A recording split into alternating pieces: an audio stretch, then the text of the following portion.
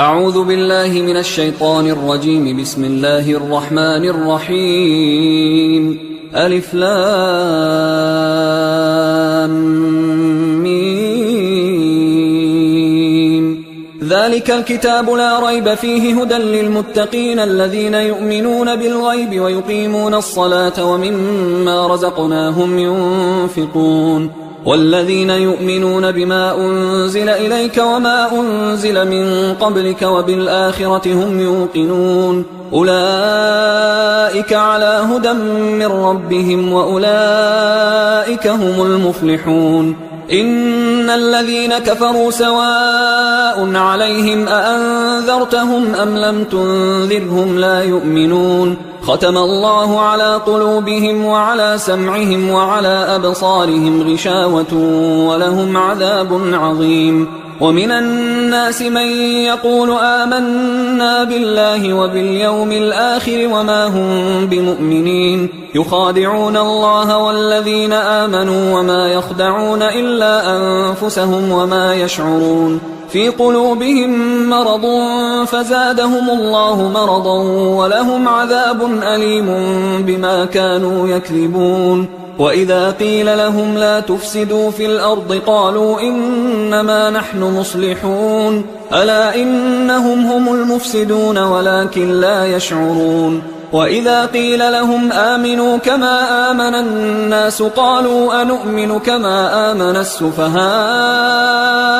ألا إنهم هم السفهاء ولكن لا يعلمون. وإذا لقوا الذين آمنوا قالوا آمنا وإذا خلوا إلى شياطينهم قالوا إنا معكم إنما نحن مستهزئون. الله يستهزئ بهم ويمدهم في طغيانهم يعمهون. أولئك الذين اشتروا الضلالة بالهدى فما ربحت تجارتهم وما كانوا مهتدين. مثلهم كمثل الذي استوقد نارا فلما أضاءت ما حوله ذهب الله بنورهم وتركهم في ظلمات لا يبصرون. صم بكم عمي فهم لا يرجعون. أو كصيب من السماء فيه ظلمات ورعد وبرق يجعلون أصابعهم في آذانهم من الصواعق حذر الموت والله محيط بالكافرين. يكاد البرق يخطف أبصارهم كلما أضاء لهم مشوا فيه وإذا أظلم عليهم قاموا ولو شاء الله لذهب بسمعهم وأبصارهم إن الله على كل شيء قدير. يا أيها الناس اعبدوا ربكم الذي خلقكم والذين من قبلكم لعلكم تتقون. الذي جعل لكم الأرض فراشا والسماء بناء وأنزل من السماء ماء فأخرج به من الثمرات رزقا لكم فلا تجعلوا لله أندادا وأنتم تعلمون. وإن كنتم في ريب مما نزلنا على عبدنا فأتوا بسورة من مثله وادعوا شهداءكم من دون الله إن كنتم صادقين. فإن لم تفعلوا ولن تفعلوا فاتقوا النار التي وقودها الناس والحجارة أعدت للكافرين. وبشر الذين آمنوا وعملوا الصالحات أن لهم جنات تجري من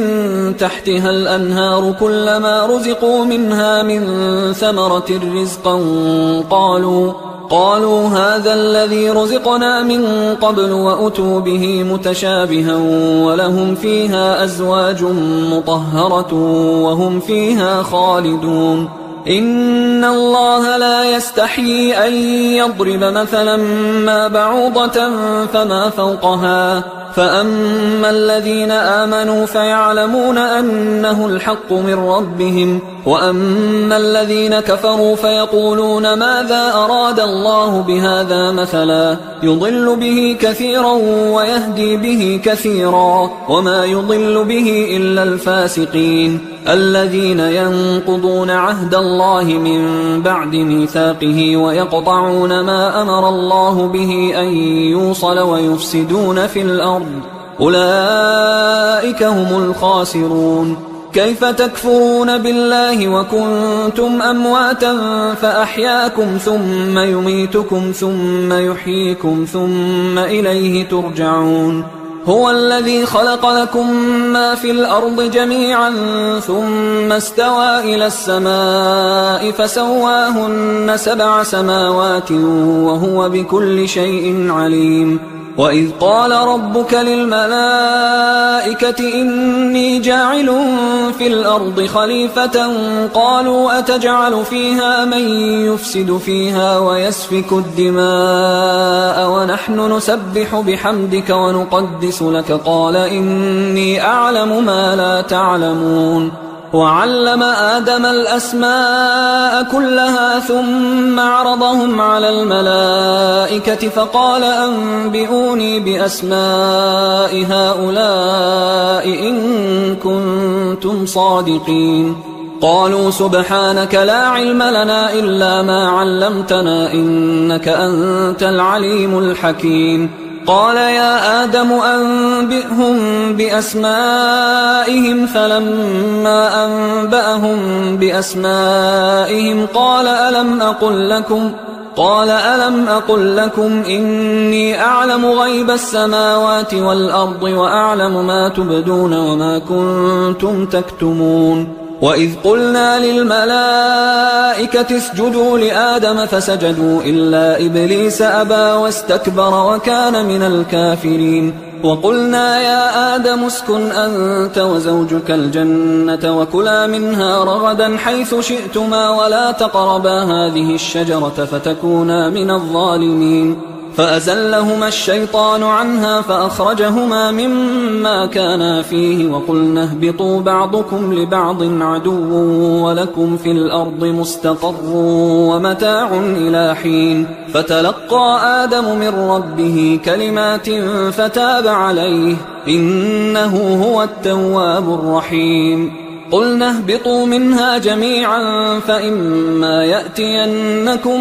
مني هدى فمن تبع هداي فلا خوف عليهم ولا هم يحزنون. والذين كفروا وكذبوا بآياتنا أولئك أصحاب النار هم فيها خالدون. يا بني إسرائيل اذكروا نعمتي التي أنعمت عليكم وأوفوا بعهدي أوف بعهدكم وإياي فارهبون. وآمنوا بما أنزلت مصدقا لما معكم ولا تكونوا أول كافر به ولا تشتروا بآياتي ثمنا قليلا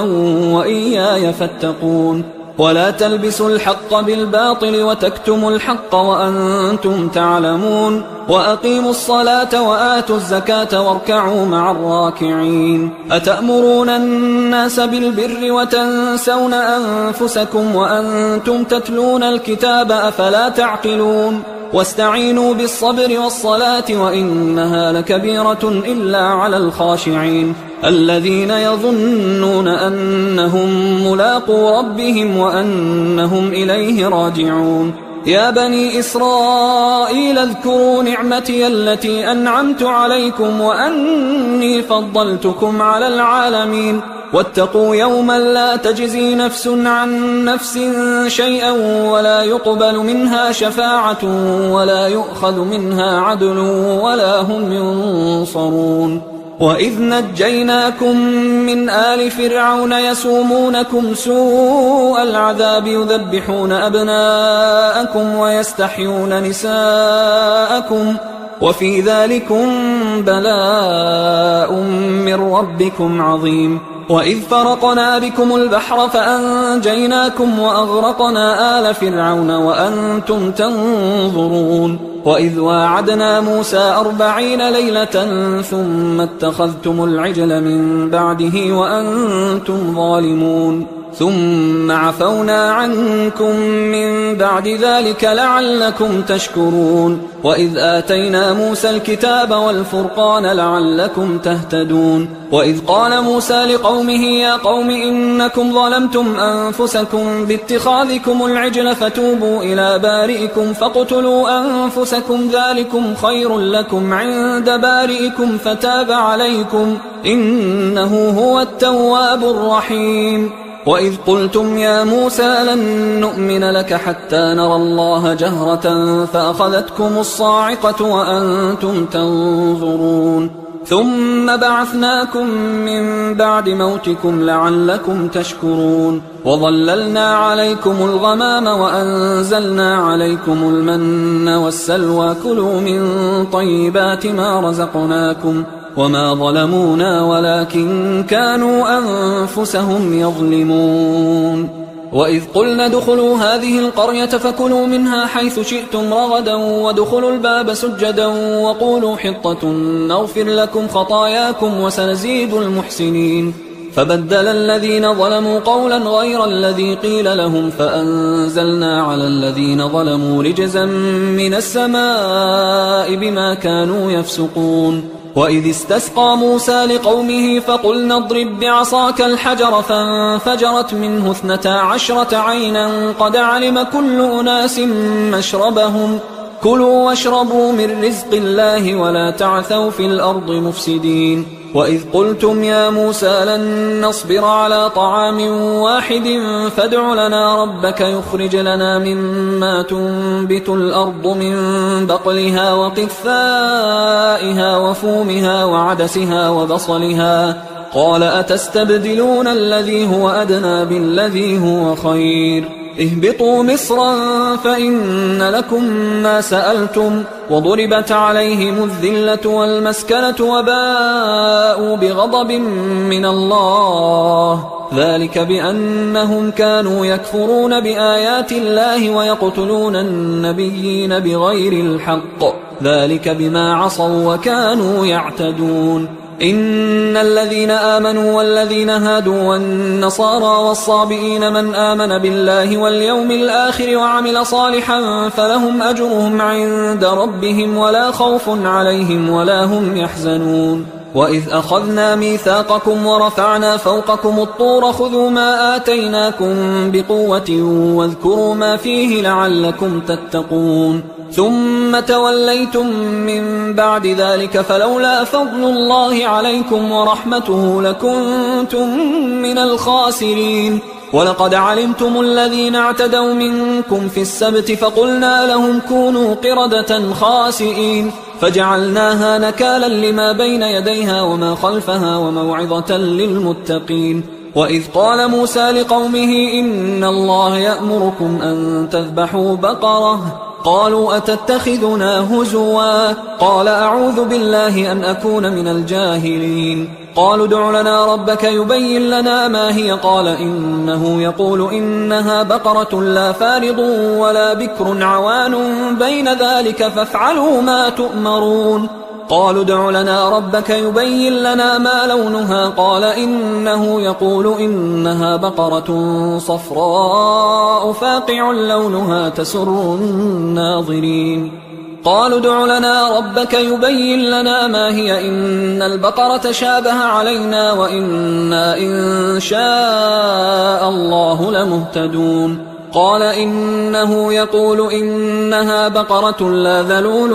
تثير الأرض ولا تسقي الحرث مسلمة لا شية فيها قالوا الآن جئت بالحق فذبحوها وما كادوا يفعلون وإذ قتلتم نفسا فادارأتم فيها والله مخرج ما كنتم تكتمون فقلنا اضربوه ببعضها كذلك يحيي الله الموتى ويريكم آياته لعلكم تعقلون ثم قست قلوبكم من بعد ذلك فهي كالحجارة أو أشد قسوة وإن من الحجارة لما يتفجر منه الأنهار وإن منها لما يشقق فيخرج منه الماء وإن منها لما يهبط من خشية الله وما الله بغافل عما تعملون أفتطمعون أن يؤمنوا لكم وقد كان فريق منهم يسمعون كلام الله ثم يحرفونه من بعد ما عقلوه وهم يعلمون وإذا لقوا الذين آمنوا قالوا آمنا وإذا خلا بعضهم إلى بعض قالوا أتحدثونهم بما فتح الله عليكم ليحاجوكم به عند ربكم أفلا تعقلون أولا يعلمون أن الله يعلم ما يسرون وما يعلنون ومنهم أميون لا يعلمون الكتاب إلا أماني وإنهم إلا يظنون فويل للذين يكتبون الكتاب بأيديهم ثم يقولون هذا من عند الله ليشتروا به ثمنا قليلا فويل لهم مما كتبت أيديهم وويل لهم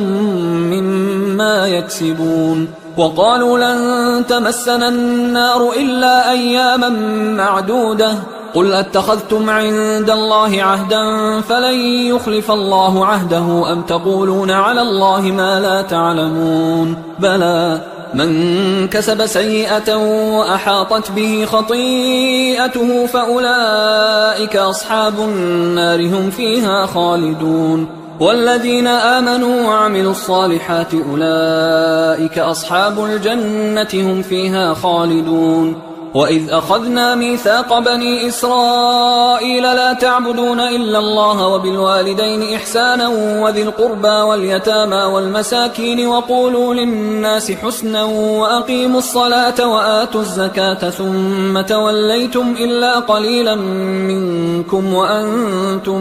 معرضون وإذ أخذنا ميثاقكم لا تسفكون دماءكم ولا تخرجون أنفسكم من دياركم ثم أقررتم وأنتم تشهدون ثم أنتم هؤلاء تقتلون أنفسكم وتخرجون فريقا منكم من ديارهم تظاهرون عليهم بالإثم والعدوان وإن يأتوكم أسارى تفادوهم وهو محرم عليكم إخراجهم أفتؤمنون ببعض الكتاب وتكفرون ببعض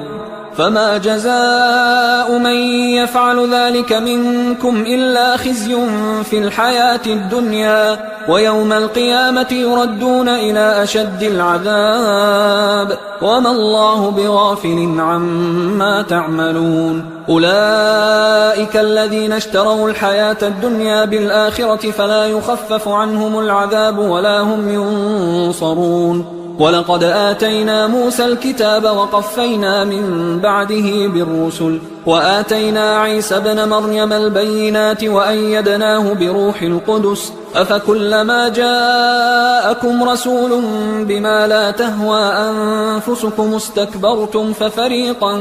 كذبتم وفريقا تقتلون وقالوا قلوبنا غلف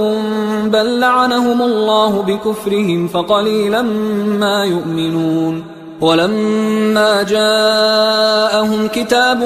من عند الله مصدق لما معهم وكانوا من قبل يستفتحون على الذين كفروا فلما جاءهم ما عرفوا كفروا به فلعنة الله على الكافرين بئس ما اشتروا به أنفسهم أن يكفروا بما أنزل الله بغيا أن ينزل الله من فضله على من يشاء من عباده فباءوا بغضب على غضب وللكافرين عذاب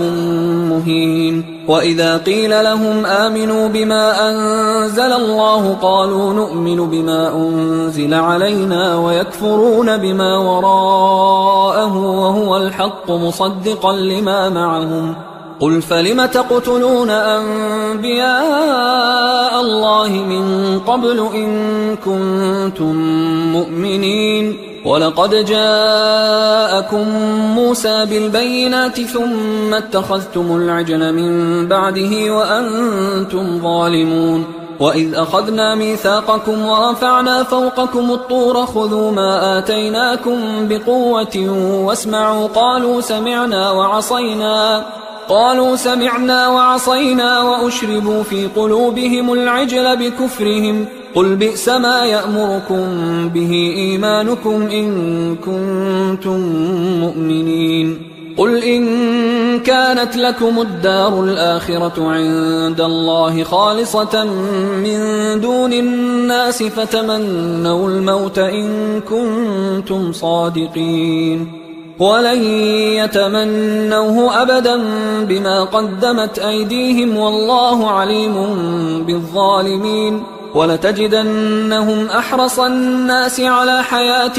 ومن الذين أشركوا يود أحدهم لو يعمر 1000 سنة وما هو بمزحزحه من العذاب أن يعمر والله بصير بما يعملون قل من كان عدوا لجبريل فإنه نزله على قلبك بإذن الله مصدقا لما بين يديه وهدى وبشرى للمؤمنين من كان عدوا لله وملائكته ورسله وجبريل وميكال فإن الله عدو للكافرين ولقد أنزلنا إليك آيات بينات وما يكفر بها إلا الفاسقون أوكلما عاهدوا عهدا نبذه فريق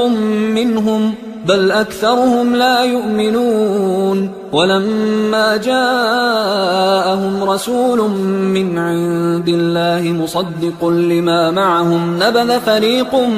من الذين أوتوا الكتاب كتاب الله وراء ظهورهم كأنهم لا يعلمون واتبعوا ما تتلو الشياطين على ملك سليمان وما كفر سليمان ولكن الشياطين كفروا يعلمون الناس السحر وما أنزل على الملكين ببابل هاروت وماروت وما يعلمان من أحد حتى يقولا إنما نحن فتنة فلا تكفر فيتعلمون منهما ما يفرقون به بين المرء وزوجه وما هم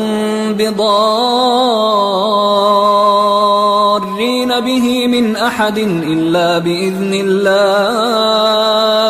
ويتعلمون ما يضرهم ولا ينفعهم ولقد علموا لمن اشتراه ما له في الآخرة من خلاق ولبئس ما شروا به أنفسهم لو كانوا يعلمون ولو أنهم آمنوا واتقوا لمثوبة من عند الله خير لو كانوا يعلمون يا أيها الذين آمنوا لا تقولوا راعنا وقولوا انظرنا واسمعوا وللكافرين عذاب أليم ما يود الذين كفروا من أهل الكتاب ولا المشركين أن ينزل عليكم من خير من ربكم والله يختص برحمته من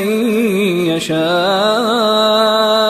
والله ذو الفضل العظيم ما ننسخ من آية أو ننسها نأت بخير منها أو مثلها ألم تعلم أن الله على كل شيء قدير ألم تعلم أن الله له ملك السماوات والأرض وما لكم من دون الله من ولي ولا نصير أم تريدون أن تسألوا رسولكم كما سئل موسى من قبل ومن يتبدل الكفر بالإيمان فقد ضل سواء السبيل ود كثير من أهل الكتاب لو يردونكم من بعد إيمانكم كفارا حسدا من عند أنفسهم من بعد ما تبين لهم الحق فاعفوا واصفحوا حتى يأتي الله بأمره إن الله على كل شيء قدير وأقيموا الصلاة وآتوا الزكاة وما تقدموا لأنفسكم من خير تجدوه عند الله إن الله بما تعملون بصير وقالوا لن يدخل الجنة إلا من كان هودا أو نصارى تلك أمانيهم قل هاتوا برهانكم إن كنتم صادقين بلى من أسلم وجهه لله وهو محسن فله أجره عند ربه ولا خوف عليهم ولا هم يحزنون وقالت اليهود ليست النصارى على شيء وقالت النصارى ليست اليهود على شيء وهم يتلون الكتاب كذلك قال الذين لا يعلمون مثل قولهم فالله يحكم بينهم يوم القيامة فيما كانوا فيه يختلفون ومن أظلم ممن منع مساجد الله أن يذكر فيها اسمه وسعى في خرابها أولئك ما كان لهم أن يدخلوها إلا خائفين لهم في الدنيا خزي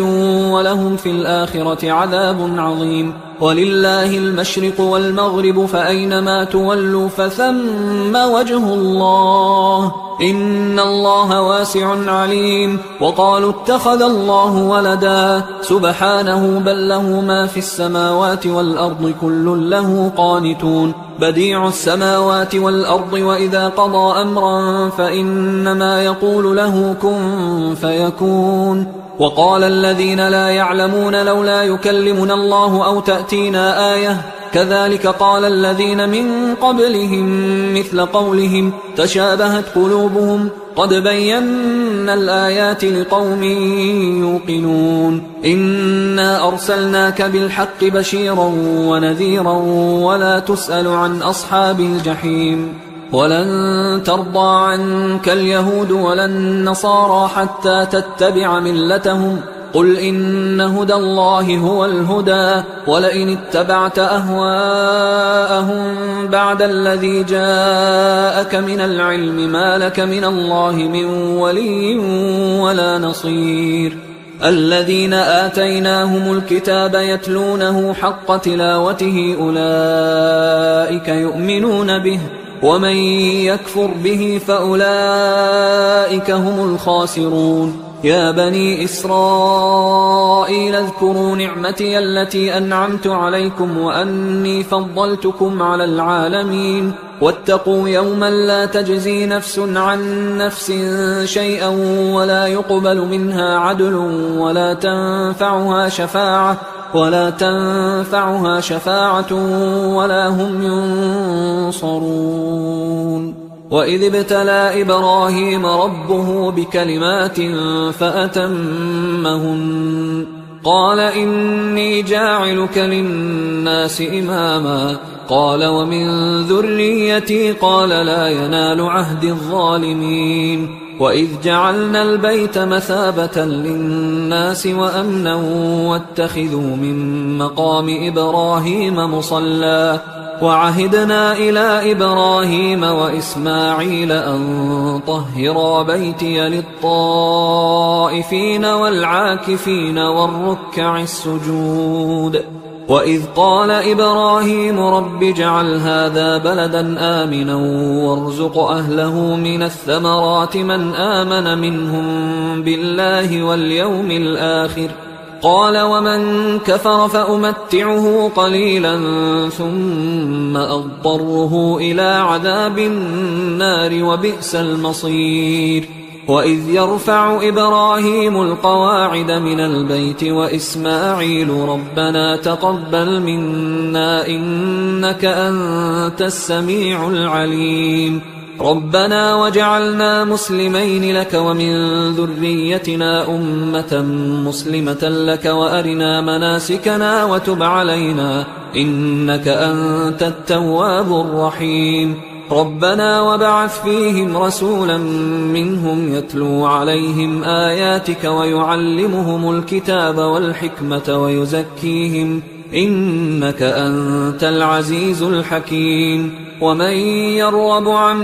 ملة إبراهيم إلا من سفه نفسه ولقد اصطفيناه في الدنيا وإنه في الآخرة لمن الصالحين إذ قال له ربه أسلم قال أسلمت لرب العالمين. ووصى بها إبراهيم بنيه ويعقوب يا بني إن الله اصطفى لكم الدين فلا تموتن إلا وأنتم مسلمون. أم كنتم شهداء إذ حضر يعقوب الموت إذ قال لبنيه ما تعبدون من بعدي قالوا نعبد إلهك وإله آبائك إبراهيم وإسماعيل وإسحاق إلها واحدا ونحن له مسلمون. تلك أمة قد خلت لها ما كسبت ولكم ما كسبتم ولا تسألون عما كانوا يعملون. وقالوا كونوا هودا أو نصارى تهتدوا قل بل ملة إبراهيم حنيفا وما كان من المشركين. قولوا آمنا بالله وما أنزل إلينا وما أنزل إلى إبراهيم وإسماعيل وإسحاق ويعقوب والأسباط وما أوتي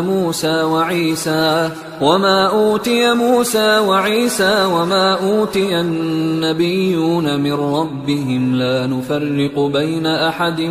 منهم ونحن له مسلمون. فإن آمنوا بمثل ما آمنتم به فقد اهتدوا وإن تولوا فإنما هم في شقاق فسيكفيكهم الله وهو السميع العليم. صبغة الله ومن أحسن من الله صبغة ونحن له عابدون. قل أتحاجوننا في الله وهو ربنا وربكم ولنا أعمالنا ولكم أعمالكم ونحن له مخلصون. أم تقولون إن إبراهيم وإسماعيل وإسحاق ويعقوب والأسباط كانوا هودا أو نصارى قل أأنتم أعلم أم الله ومن أظلم ممن كتم شهادة عنده من الله وما الله بغافل عما تعملون. تلك أمة قد خلت لها ما كسبت ولكم ما كسبتم ولا تسألون عما كانوا يعملون. سيقول السفهاء من الناس ما ولاهم عن قبلتهم التي كانوا عليها قل لله المشرق والمغرب يهدي من يشاء إلى صراط مستقيم. وكذلك جعلناكم أمة وسطا لتكونوا شهداء على الناس ويكون الرسول عليكم شهيدا. وما جعلنا القبلة التي كنت عليها إلا لنعلم من يتبع الرسول ممن ينقلب على عقبيه وإن كانت لكبيرة إلا على الذين هدى الله وما كان الله ليضيع إيمانكم إن الله بالناس لرؤوف رحيم. قد نرى تقلب وجهك في السماء فلنولينك قبلة ترضاها فول وجهك شطر المسجد الحرام وحيث ما كنتم فولوا وجوهكم شطره وإن الذين أوتوا الكتاب ليعلمون أنه الحق من ربهم وما الله بغافل عما يعملون. ولئن أتيت الذين أوتوا الكتاب بكل آية ما تبعوا قبلتك وما أنت بتابع قبلتهم وما بعضهم بتابع قبلة بعض ولئن اتبعت أهواءهم من بعد ما جاءك من العلم إنك إذا لمن الظالمين. الذين آتيناهم الكتاب يعرفونه كما يعرفون أبناءهم وإن فريقا منهم ليكتمون الحق وهم يعلمون الحق من ربك فلا تكونن من الممترين ولكل وجهة هو موليها فاستبقوا الخيرات أينما تكونوا يأت بكم الله جميعا إن الله على كل شيء قدير ومن حيث خرجت فول وجهك شطر المسجد الحرام وإنه للحق من ربك وما الله بغافل عما تعملون ومن حيث خرجت فول وجهك شطر المسجد الحرام وحيث ما كنتم فولوا وجوهكم شطره لئلا يكون للناس عليكم حجة إلا الذين ظلموا منهم فلا تخشوهم واخشوني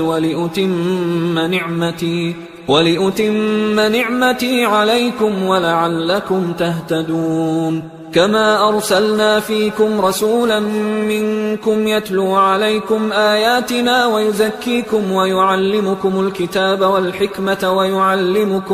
ويعلمكم ما لم تكونوا تعلمون فاذكروني أذكركم واشكروا لي ولا تكفرون يا أيها الذين آمنوا استعينوا بالصبر والصلاة إن الله مع الصابرين ولا تقولوا لمن يقتل في سبيل الله أموات بل أحياء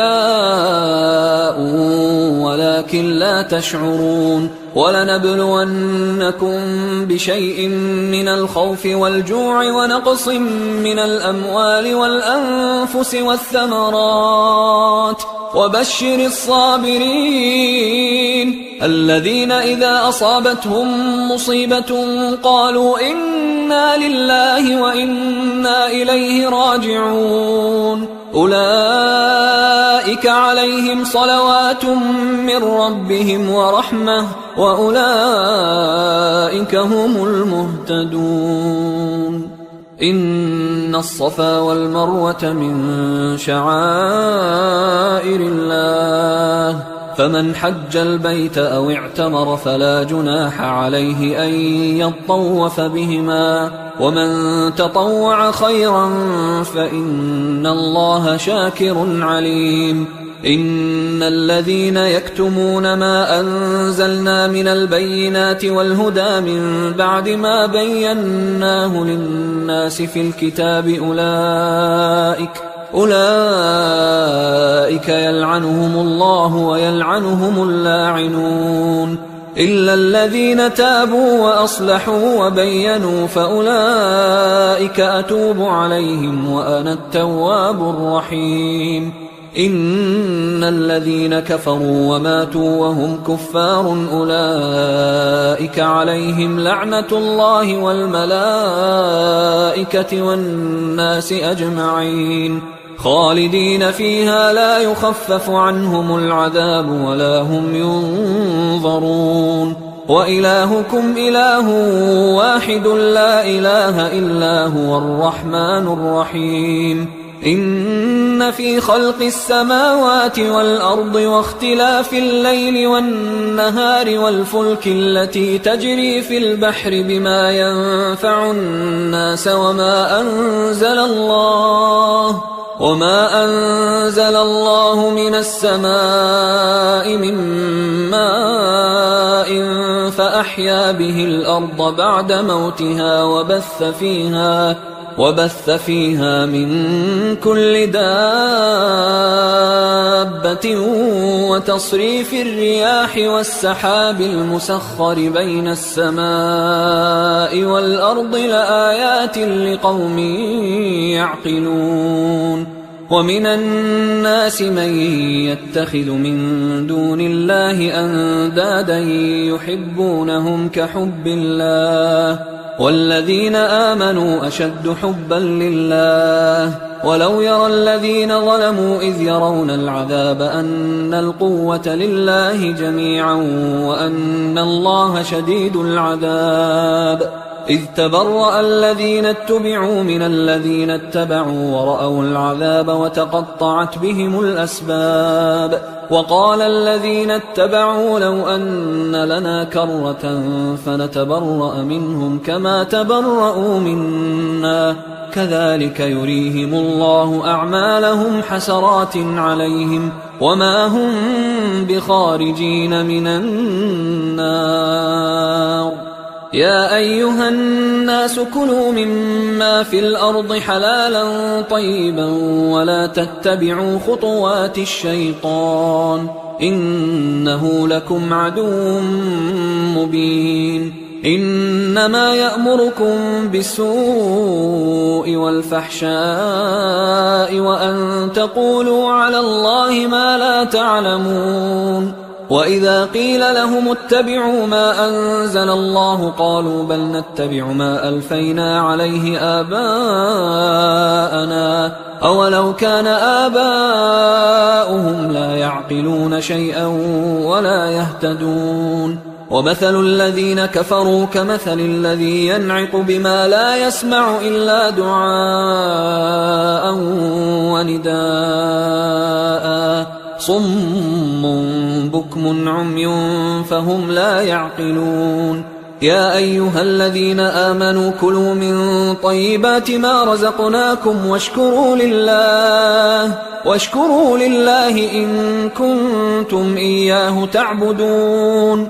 إنما حرم عليكم الميتة والدم ولحم الخنزير وما أهل به لغير الله فمن اضطر غير باغ ولا عاد فلا إثم عليه إن الله غفور رحيم إن الذين يكتمون ما أنزل الله من الكتاب ويشترون به ثمنا قليلا أولئك ما يأكلون في بطونهم إلا النار ولا يكلمهم الله يوم القيامة ولا يزكيهم ولهم عذاب أليم أولئك الذين اشتروا الضلالة بالهدى والعذاب بالمغفرة فما أصبرهم على النار ذلك بأن الله نزل الكتاب بالحق وإن الذين اختلفوا في الكتاب لفي شقاق بعيد ليس البر أن تولوا وجوهكم قبل المشرق والمغرب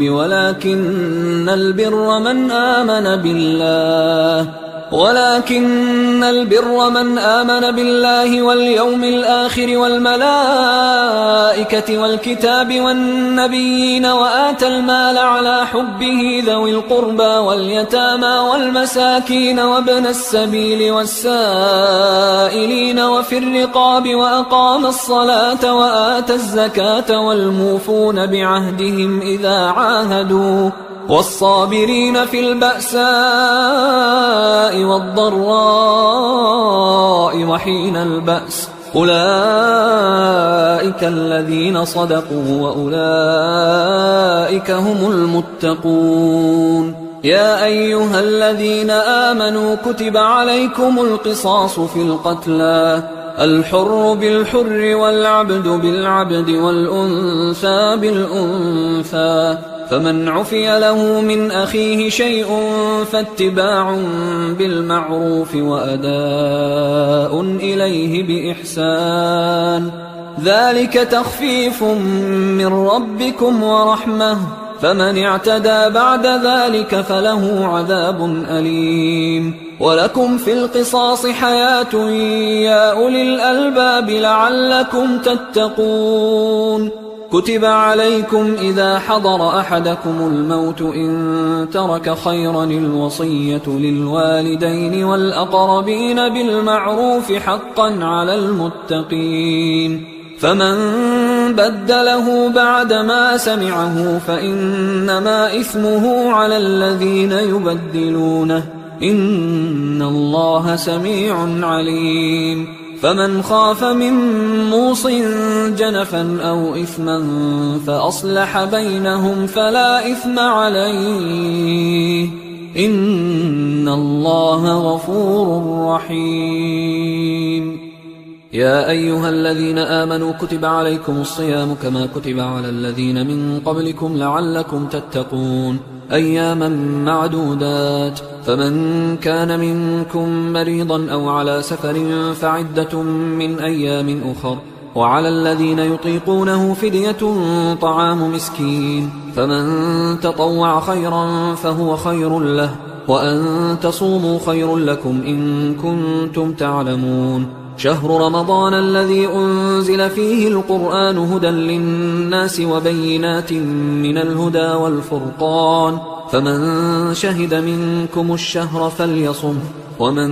كان مريضا أو على سفر فعدة من أيام أخر، يريد الله بكم اليسر ولا يريد بكم العسر ولتكملوا العدة ولتكبروا الله على ما هداكم ولعلكم تشكرون. وإذا سألك عبادي عني فإني قريب أجيب دعوة الداعي إذا دعان، فليستجيبوا لي وليؤمنوا بي لعلهم يرشدون. أحل لكم ليلة الصيام الرفث إلى نسائكم هن لباس لكم وأنتم لباس لهن، علم الله أنكم كنتم تختانون أنفسكم فتاب عليكم وعفى عنكم، فالآن باشروهن وابتغوا ما كتب الله لكم، وكلوا واشربوا حتى يتبين لكم الخيط الأبيض من الخيط الأسود من الفجر، ثم أتموا الصيام إلى الليل، ولا تباشروهن وأنتم عاكفون في المساجد،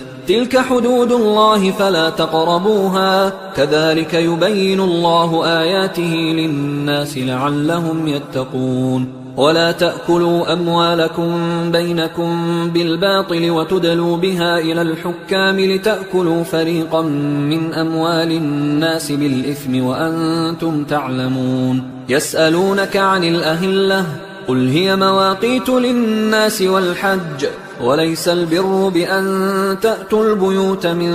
ظهورها ولكن البر من اتقى، وأتوا البيوت من أبوابها واتقوا الله لعلكم تفلحون. وقاتلوا في سبيل الله الذين يقاتلونكم ولا تعتدوا إن الله لا يحب المعتدين. وقتلوهم حيث ثقفتموهم وأخرجوهم من حيث أخرجوكم والفتنة أشد من القتل، ولا تقاتلوهم عند المسجد الحرام حتى يقاتلوكم فيه، فإن قاتلوكم فاقتلوهم، كذلك جزاء الكافرين، فإن انتهوا فإن الله غفور رحيم. وقاتلوهم حتى لا تكون فتنة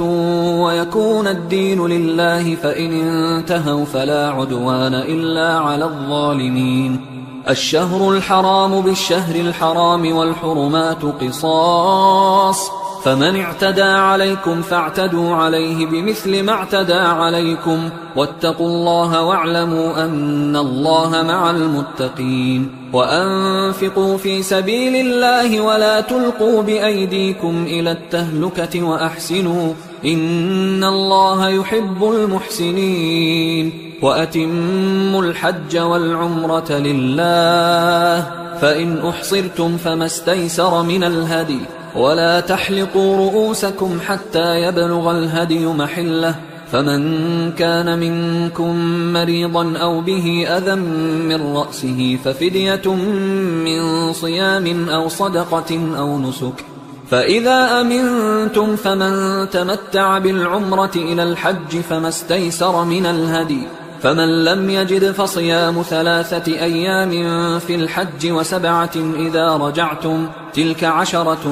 كاملة، ذلك لمن لم يكن أهله حاضر المسجد الحرام. واتقوا الله واعلموا أن الله شديد العقاب. الحج أشهر معلومات، فمن فرض فيهن الحج فلا رفث ولا فسوق ولا جدال في الحج وما تفعلوا من خير يعلمه الله وتزودوا فإن خير الزاد التقوى واتقون يا أولي الألباب ليس عليكم جناح أن تبتغوا فضلا من ربكم فإذا أفضتم من عرفات فاذكروا الله عند المشعر الحرام واذكروه كما هداكم وإن كنتم من قبله لمن الضالين ثم أفيضوا من حيث أفاض الناس واستغفروا الله إن الله غفور رحيم فإذا قضيتم مناسككم فاذكروا الله كذكركم آباءكم أو أشد ذكرا فمن الناس من يقول ربنا آتنا في الدنيا وما له في الآخرة من خلاق ومنهم من يقول ربنا آتنا في الدنيا حسنة وفي الآخرة حسنة وقنا عذاب النار أولئك لهم نصيب مما كسبوا والله سريع الحساب واذكروا الله في أيام معدودات فمن تعجل في يومين فلا إثم عليه ومن تأخر فلا إثم عليه لمن اتقى واتقوا الله واعلموا أنكم إليه تحشرون ومن الناس من يعجبك قوله في الحياة الدنيا ويشهد الله على ما في قلبه وهو ألد الخصام وإذا تولى سعى في الأرض ليفسد فيها ويهلك الحرث والنسل والله لا يحب الفساد وإذا قيل له اتق الله أخذته العزة بالإثم فحسبه جهنم ولبئس المهاد ومن الناس من يشري نفسه ابتغاء مرضات الله والله رؤوف بالعباد يا أيها الذين آمنوا ادخلوا في السلم كافة ولا تتبعوا خطوات الشيطان إنه لكم عدو مبين فإن زللتم من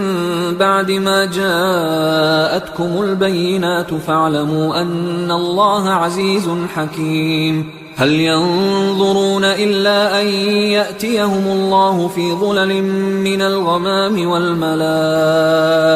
وقضي الأمر وإلى الله ترجع الأمور سل بني إسرائيل كم آتيناهم من آية بينة ومن يبدل نعمة الله من بعد ما جاءته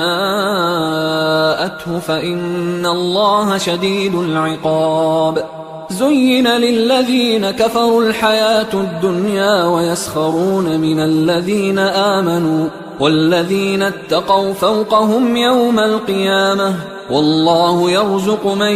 يشاء بغير حساب كان الناس أمة واحدة فبعث الله النبيين مبشرين ومنذرين وأنزل معهم الكتاب بالحق ليحكم بين الناس فيما اختلفوا فيه وما اختلف فيه إلا الذين أوتوه من بعد ما جاءتهم البينات بغيا بينهم فهدى الله الذين آمنوا لما اختلفوا فيه من الحق بإذنه والله يهدي من يشاء إلى صراط مستقيم أم حسبتم أن تدخلوا الجنة ولما يأتكم مثل الذين خلوا من قبلكم مستهم البأساء والضراء وزلزلوا حتى يقول الرسول والذين آمنوا معه متى نصر الله ألا إن نصر الله قريب يسألونك ماذا ينفقون قل ما أنفقتم من خير فللوالدين والأقربين واليتامى والمساكين وابن السبيل وما تفعلوا من خير فإن الله به عليم كتب عليكم القتال وهو كره لكم وعسى أن تكرهوا شيئا وهو خير لكم وعسى أن تحبوا شيئا وهو شر لكم والله يعلم وأنتم لا تعلمون يسألونك عن الشهر الحرام قتال فيه قل قتال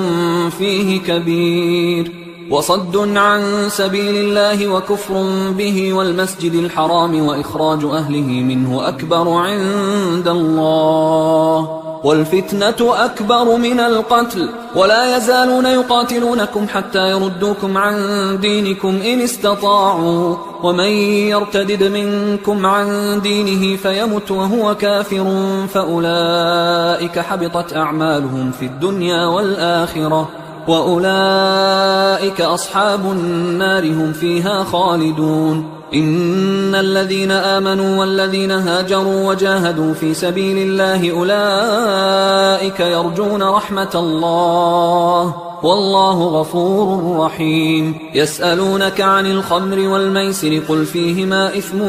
كبير ومنافع للناس وإثمهما أكبر من نفعهما ويسألونك ماذا ينفقون قل العفو كذلك يبين الله لكم الآيات لعلكم تتفكرون في الدنيا والآخرة ويسألونك عن اليتامى قل إصلاح لهم خير وإن تخالطوهم فإخوانكم والله يعلم المفسد من المصلح ولو شاء الله لأعنتكم إن الله عزيز حكيم ولا تنكحوا المشركات حتى يؤمنوا ولأمة مؤمنة خير من مشركة ولو أعجبتكم ولا تنكحوا المشركين حتى يؤمنوا ولعبد مؤمن خير من مشرك ولو أعجبكم أولئك يدعون إلى النار والله يدعو إلى الجنة والمغفرة بإذنه ويبين آياته للناس لعلهم يتذكرون ويسألونك عن المحيض قل هو أذى فاعتزلوا النساء في المحيض ولا تقربوهن حتى يطهرن فإذا تطهرن فأتوهن من حيث أمركم الله إن الله يحب التوابين ويحب المتطهرين نساؤكم حرث لكم فأتوا حرثكم أنى شئتم وقدموا لأنفسكم واتقوا الله واعلموا أنكم ملاقوه وبشر المؤمنين ولا تجعلوا الله عرضة لأيمانكم أن تبروا وتتقوا وتصلحوا بين الناس والله سميع عليم لا يؤاخذكم الله باللغو في أيمانكم ولكن يؤاخذكم بما كسبت قلوبكم والله غفور حليم للذين يؤلون من نسائهم تربص 4 أشهر فإن فاءوا فإن الله غفور رحيم وإن عزموا الطلاق فإن الله سميع عليم والمطلقات يتربصن بأنفسهن 3 قروء ولا يحل لهن أن يكتمن ما خلق الله في أرحامهن إن كن يؤمن بالله واليوم الآخر وبعولتهن أحق بردهن في ذلك إن أرادوا إصلاحا ولهن مثل الذي عليهن بالمعروف وللرجال عليهن درجة والله عزيز حكيم الطلاق 2 فإمساك بمعروف أو تسريح بإحسان ولا يحل لكم أن تأخذوا مما آتيتموهن شيئا إلا أن يخافا ألا يقيما حدود الله فإن خفتم ألا يقيما حدود الله فلا جناح عليهما فيما افتدت به، تلك حدود الله فلا تعتدوها، ومن يتعد حدود الله فأولئك هم الظالمون. فإن طلقها فلا تحل له من بعد حتى تنكح زوجا غيره، فإن طلقها فلا جناح عليهما أن يتراجعا إن ظنا أن يقيما حدود الله، وتلك حدود الله يبينها لقوم يعلمون. وإذا طلقتم النساء فبلغن أجلهن فأمسكوهن بمعروف أو سرحوهن بمعروف، ولا تمسكوهن ضرارا لتعتدوا، ومن يفعل ذلك فقد ظلم نفسه. ولا تتخذوا آيات الله هزوا، واذكروا نعمة الله عليكم وما أنزل عليكم من الكتاب والحكمة يعظكم به، واتقوا الله واعلموا أن الله بكل شيء عليم. وإذا طلقتم النساء فبلغن أجلهن فلا تعضلوهن أن ينكحن أزواجهن إذا تراضوا بينهم بالمعروف، ذلك يوعظ به من كان منكم يؤمن بالله واليوم الآخر، ذلكم أزكى لكم وأطهر، والله يعلم وأنتم لا تعلمون. والوالدات يرضعن أولادهن حولين كاملين لمن أراد أن يتم الرضاعة، وعلى المولود له رزقهن وكسوتهن بالمعروف، لا تكلف نفس إلا وسعها، لا تضار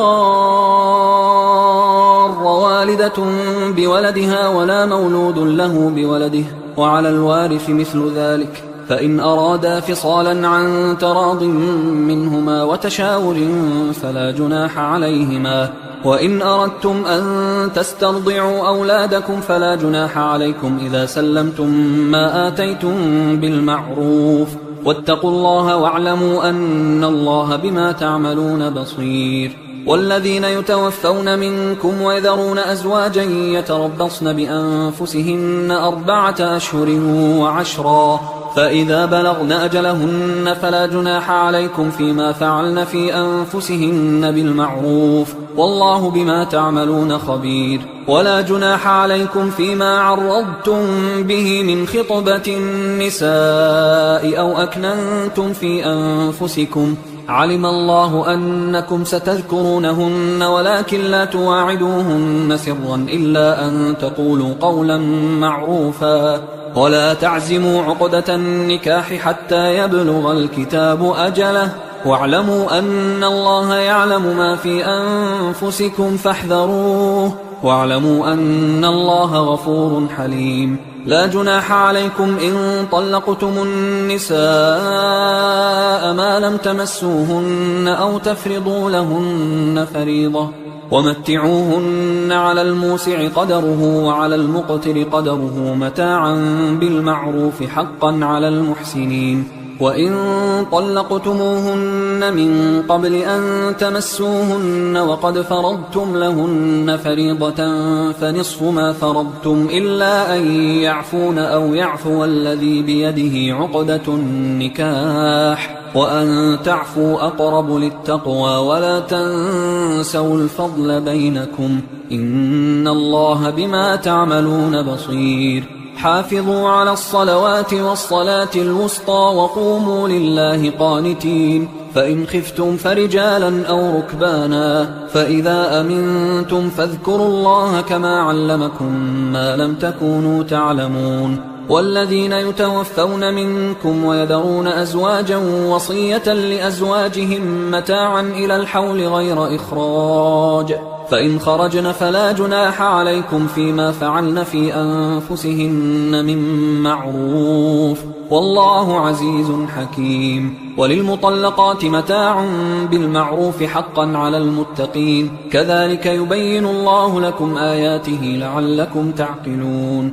ألم تر إلى الذين خرجوا من ديارهم وهم ألوف حذر الموت فقال لهم الله موتوا ثم أحياهم، إن الله لذو فضل على الناس ولكن أكثر الناس لا يشكرون وقاتلوا في سبيل الله واعلموا أن الله سميع عليم من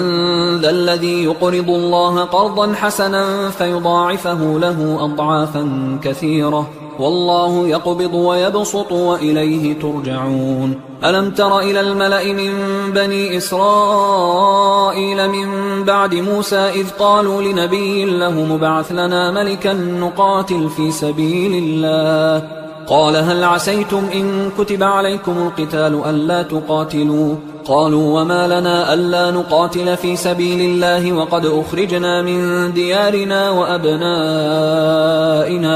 فلما كتب عليهم القتال تولوا إلا قليلا منهم والله عليم بالظالمين وقال لهم نبيهم إن الله قد بعث لكم طالوت ملكا قالوا أنى يكون له الملك علينا ونحن أحق بالملك منه ولم يؤت سعة من المال قال إن الله اصطفاه عليكم وزاده بسطة في العلم والجسم والله يؤتي ملكه من يشاء والله واسع عليم وقال لهم نبيهم إن آية ملكه أن يأتيكم التابوت فيه سكينة من ربكم وبقية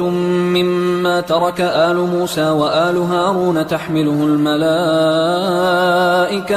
إن في ذلك لآية لكم إن كنتم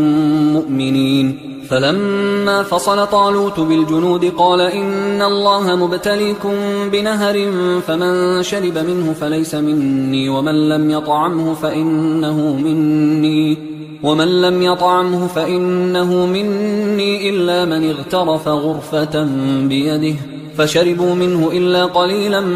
منهم فلما جاوزه هو والذين آمنوا معه قالوا لا طاقة لنا اليوم بجالوت وجنوده قال الذين يظنون أنهم ملاقوا الله كم من فئة قليلة غلبت فئة كثيرة بإذن الله والله مع الصابرين ولما برزوا لجالوت وجنوده قالوا ربنا أفرغ علينا صبرا وثبت أقدامنا وانصرنا على القوم الكافرين فهزموهم بإذن الله وقتل داود جالوت وآتاه الله الملك والحكمة وعلمه مما يشاء ولولا دفع الله الناس بعضهم ببعض لفسدت الأرض ولكن الله ذو فضل على العالمين تلك آيات الله نتلوها عليك بالحق وإنك لمن المرسلين تلك الرسل فضلنا بعضهم على بعض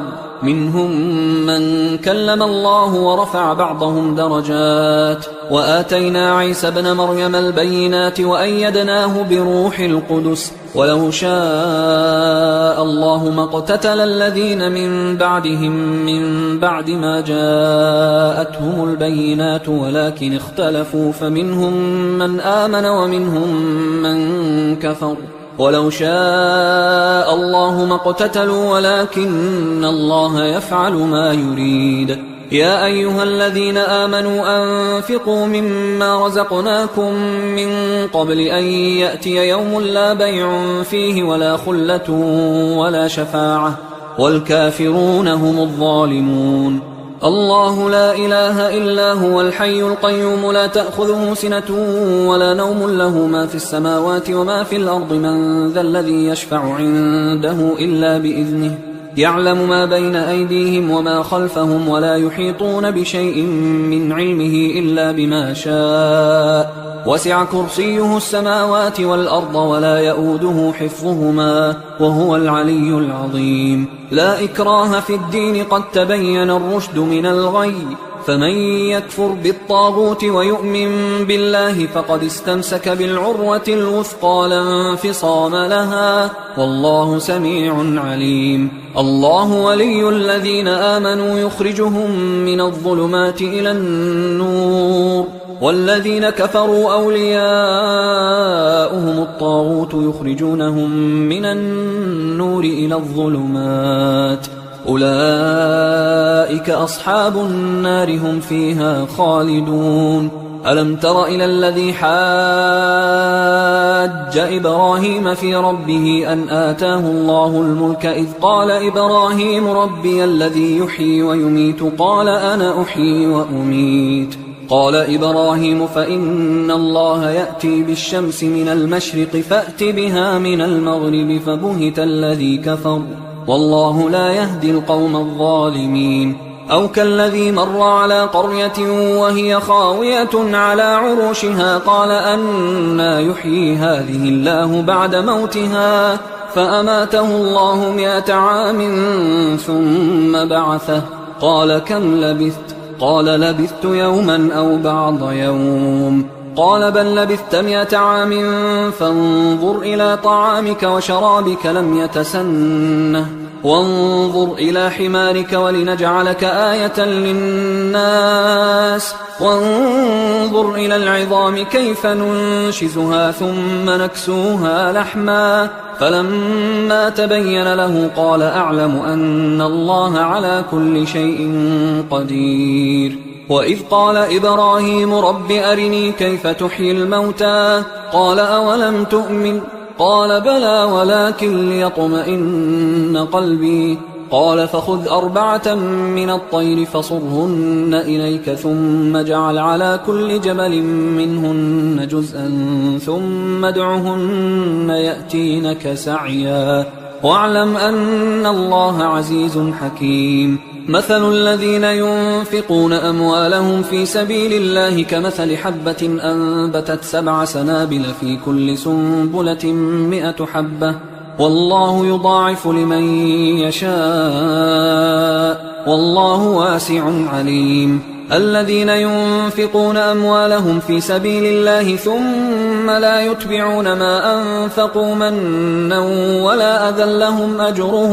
لهم أجرهم عند ربهم ولا خوف عليهم ولا هم يحزنون. قول معروف ومغفرة خير من صدقة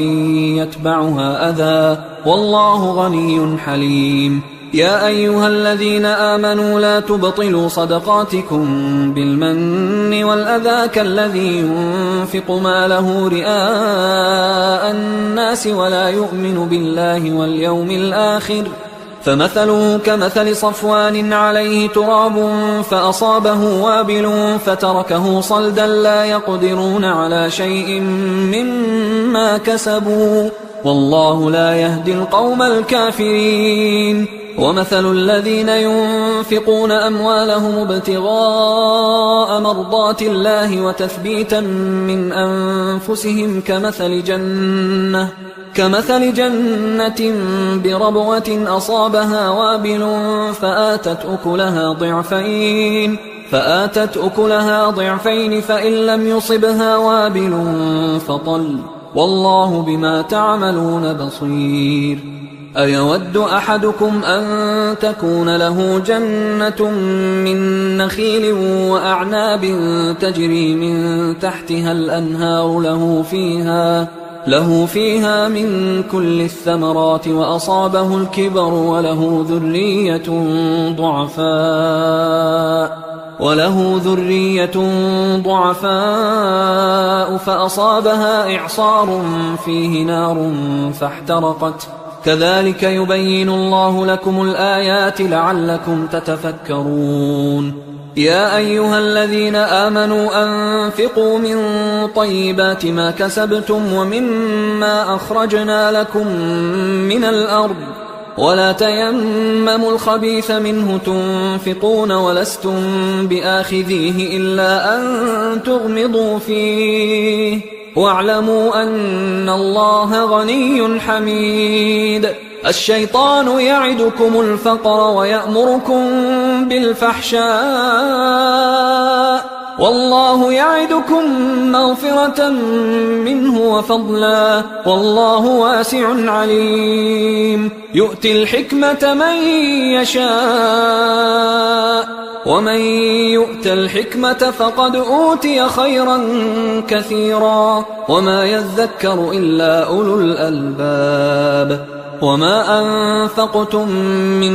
نفقة أو نذرتم من نذر فإن الله يعلمه وما للظالمين من أنصار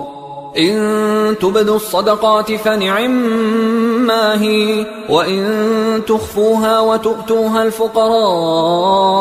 فهو خير لكم ويكفر عنكم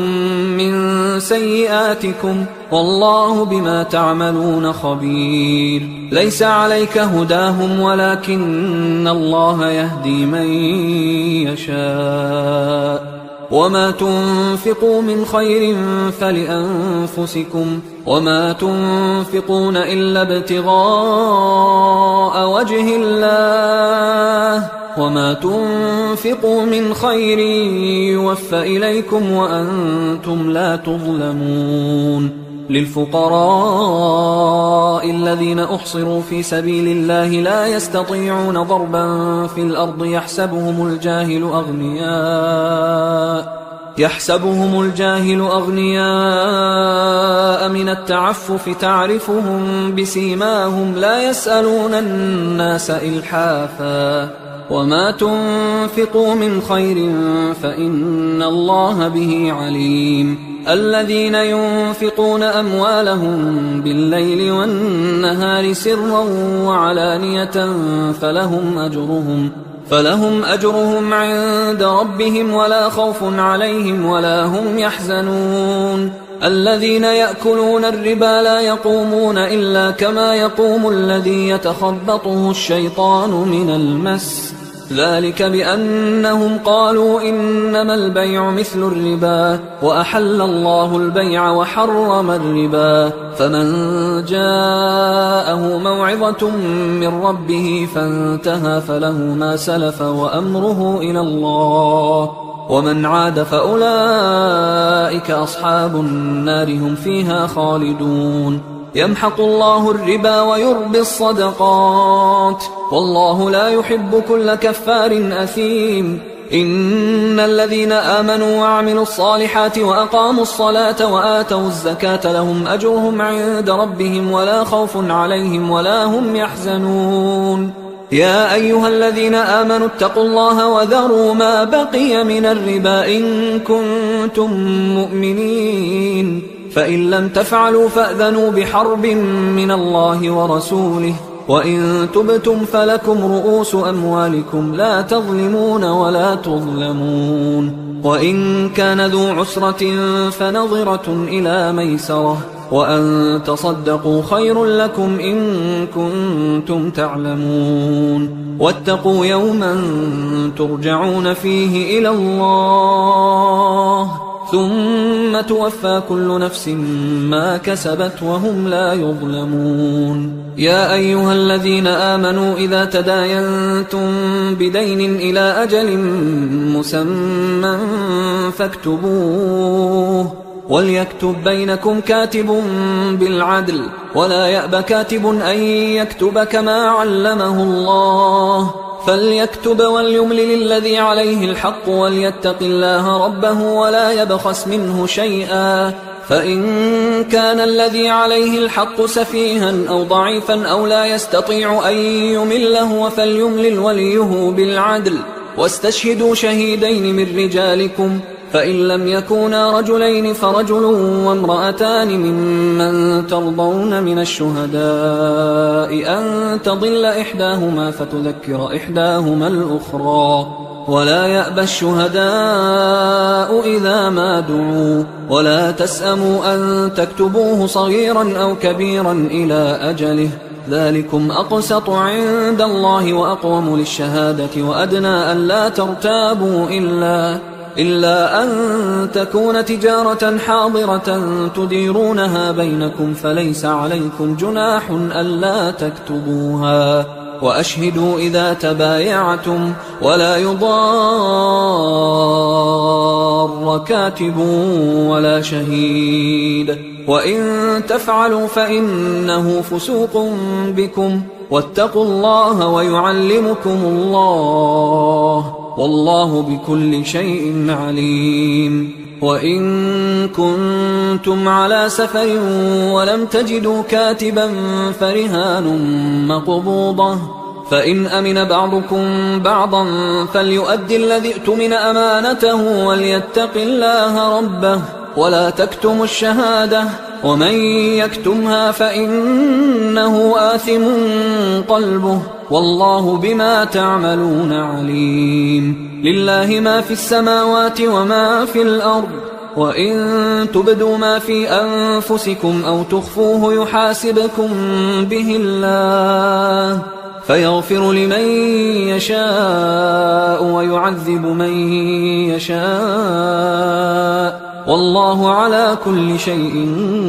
قدير. آمن الرسول بما أنزل إليه من ربه والمؤمنون كل آمن بالله وملائكته وكتبه ورسله لا نفرق بين أحد من رسله وقالوا سمعنا وأطعنا غفرانك ربنا وإليك المصير. لا يكلف الله نفسا إلا وسعها، لها ما كسبت وعليها ما اكتسبت. ربنا لا تؤاخذنا إن نسينا أو أخطأنا، ربنا ولا تحمل علينا إصرا كما حملته على الذين من قبلنا، ربنا ولا تحملنا ما لا طاقة لنا به، واعف عنا واغفر لنا وارحمنا أنت مولانا فانصرنا على القوم الكافرين. حصريا على قارئ القرآن.